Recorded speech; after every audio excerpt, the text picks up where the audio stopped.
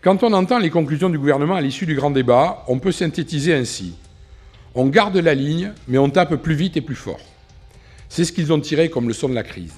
Pour le service public, ça n'est pas une dépense, c'est un maillon indispensable à l'égalité républicaine et à la justice sociale sur l'ensemble du territoire. En effet, avec ces réformes, il ne s'agit encore et toujours que de précariser les personnels, qu'ils soient publics ou privés. Il s'agit de faire en sorte que les employeurs bénéficient de la flexibilité la plus totale, alors qu'en face, les salariés ne connaissent qu'incertitude et donc dépendance à outrance. Nous ne voulons pas de cette société.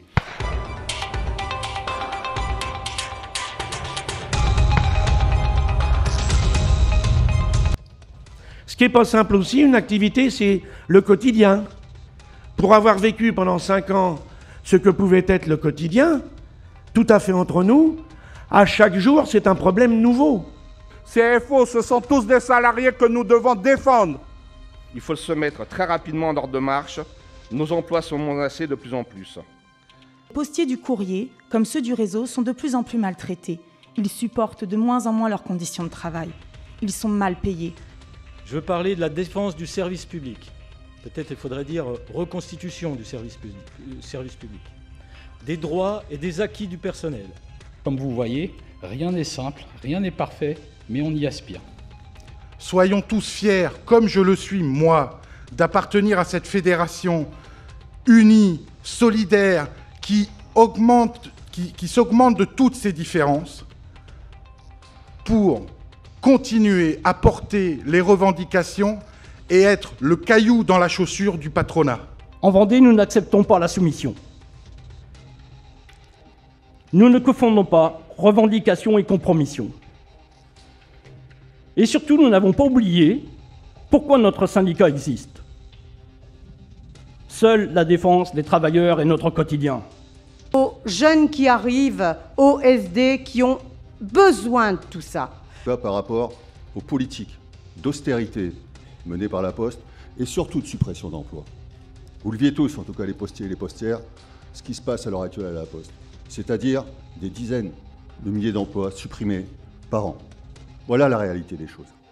Dans l'avancée de la Poste, tout à l'heure on se demandait où est-ce qu'elle voulait nous emmener. C'est important de savoir aussi pour les usagers où est-ce qu'on les emmène.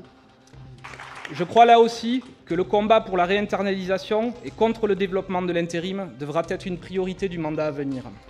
C'est nous les acteurs de tout ça pour demain, pour que ça change. C'est nous, hein. C'est pas les directions, c'est pas nos collègues qui sont sous contrainte, qui sont sous un état psychologique dévastateur. Notre fédération, avec la Confédération, a tiré le bilan des 14 journées de mobilisation, 14 journées de grève, 14 journées de salaire perdues par nombre de salariés de ce pays.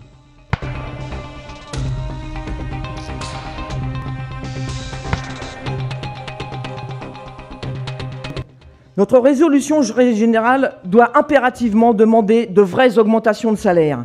Tout en partageant les orientations confédérales, FOCOM agit pour faire respecter les droits des travailleurs, en s'appuyant sur les conventions de l'OIT et en intervenant auprès des instances européennes, des régulateurs, etc.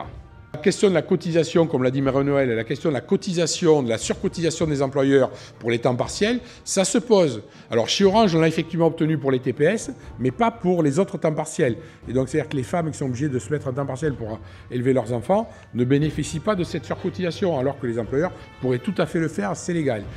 Il ne faut plus qu'il y ait le niveau 1-2 à la Poste, c'est pas possible. 1-2, ils travaillent, ils ont 1 290 € par mois, c'est pas vivable, c'est pas viable. Vendredi, en sortant de cette salle, je souhaite que notre dynamisme renouvelé nous porte vers le succès que nous méritons, car nous avons l'intérêt des postiers, des télécommunicants, des salariés des filiales. Nous avons cet intérêt-là dans nos têtes et dans nos cœurs. C'est une première marche pour moi, pour, comme nous a dit tout à l'heure une de nos camarades, pour le 2-1, pour l'ensemble des facteurs, puisque demain, ils auront le 1-3. La prise en compte du principe d'égalité dans tous les accords négociés au sein de notre champ de syndicalisation.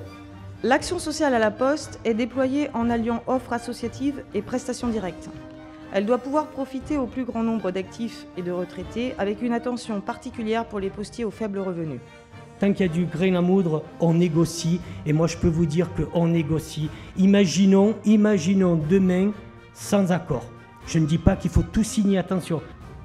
Les délégués dénoncent la remise en cause avérée des congés bonifiés, la suppression des 30% d'abattement fiscal et surtout les velléités récurrentes de la suppression de la surrémunération des fonctionnaires contre la vie chère dans nos départements. Le Congrès met en place une réflexion sur la dématérialisation des cartes et timbres. Cette évolution allégera le travail des trésoriers, dynamisera l'image du syndicat et participera à la sauvegarde de l'environnement.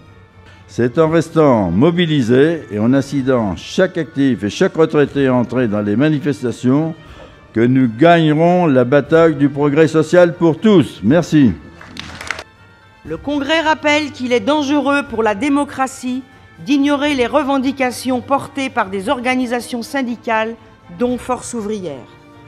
Le Congrès défend cette vision de la formation syndicale devant permettre à chaque adhérent de mieux comprendre l'environnement dans lequel il évolue, de mieux comprendre l'action syndicale et de la mettre en œuvre.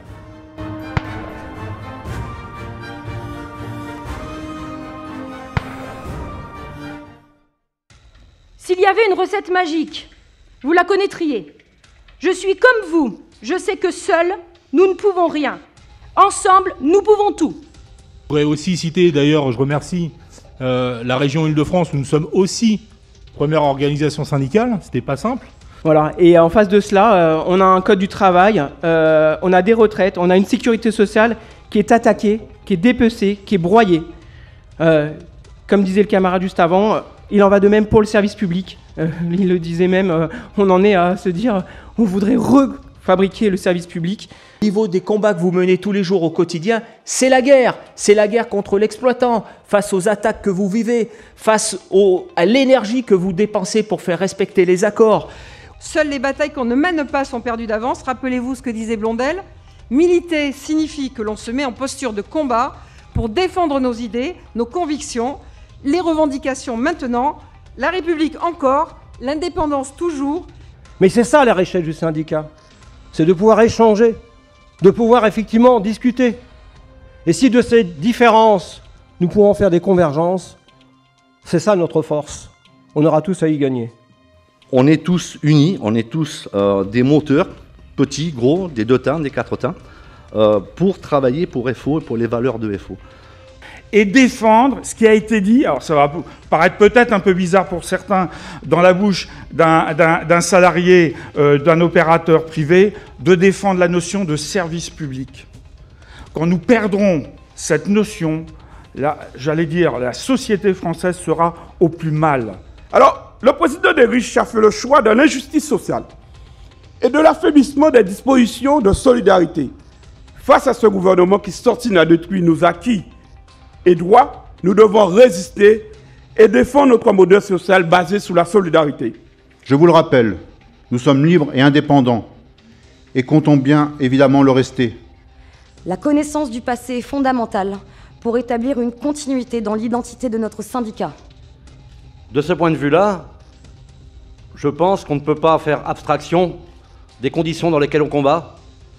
Et c'est même la condition, pour y voir clair, être à nos postes, organiser la résistance et réunir les conditions pour reconquérir. Pourtant, je les revendique au nom de toutes les sections de la région qui abattent un travail phénoménal avec un quadrillage serré du terrain. Nous avons un rôle essentiel pour défendre les salariés. Notre combat est là et nous devons être unis. Donc c'est pour ça que je ne doute pas que les camarades de la formation, à votre tour, vont vous permettre de militer, vont vous permettre de vous battre, vont vous permettre à votre tour de défendre les couleurs de Force ouvrière.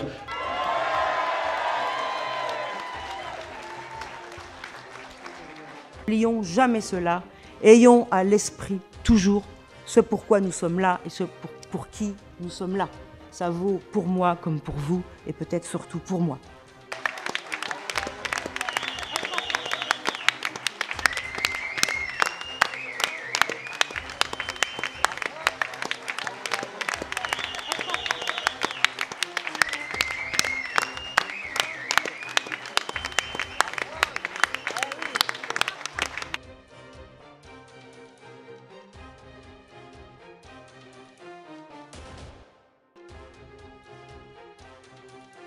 que je vous remercie tous mes camarades, une dernière fois, de m'avoir donné votre confiance et j'espère en être digne. Vive la Fédération Force ouvrière de la communication, vive la Confédération générale du travail, Force ouvrière.